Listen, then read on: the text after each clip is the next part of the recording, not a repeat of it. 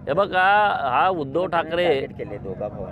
ठाकरे हा सूर्याजी पिसाळाची औलाद आहे। 2019ला या महाराष्ट्रातल्या जनतेने देवाभाऊंना मुख्यमंत्री होण्याचं बहुमत दिलं होतं आणि तुम्ही अनैसर्गिक अलायन्स केली। काँग्रेस, राष्ट्रवादी आणि शिवसेना अशी कधी अलायन्स महाराष्ट्रामध्ये झाली होती का? हे सूर्याजी पिसाळाचं काम उद्धव ठाकरेंनी केलेलं आहे। देवाभाऊ या महाराष्ट्रातल्या गोरगरीब लोकांच्या गळ्यातील ताईत आहेत।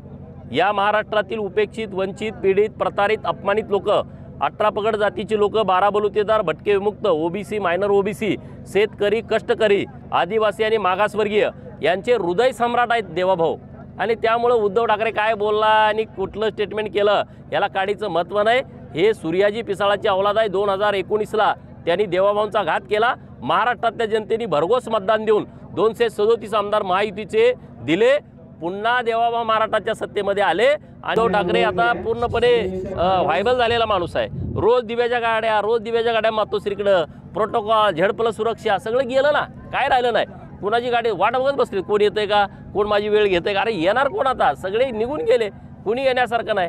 आणि माणूस जेव्हा मानसिकदृष्ट्या खच्चीकरण होतो, जेव्हा आता तुम्ही मीडियामध्ये काम करता, रोज तुम्हाला माणसं पाहिजेत। तुम्हाला जर घरात ठेवलं आठवडाभर तर तुम्ही काय कराल सांगा ना? रोज ह्या पार्टीचा माणूस त्या पार्टीचा पुढे जाऊन तुम्ही प्रश्न विचारताय आणि 8 दिवस तुम्हाला घरात ठेवलं तर तुमची मानसिकता बिघडेल। तशा पद्धतीनं उद्धव साहेबांची मानसिकता पूर्णपणे बिघडलेली आहे। तिकडं कोण वेळ पण मागणार आणि तिकडं भेटायला पण कोण येणार। सगळी गर्दी आता भाजपाकडे आहे, सगळी गर्दी आता एकनाथ शिंदे साहेबांच्या शिवसेनेकडे आहे। त्यामुळे आता त्यांचं वैफल्यग्रस्तपणातून केलेलं त्यांनी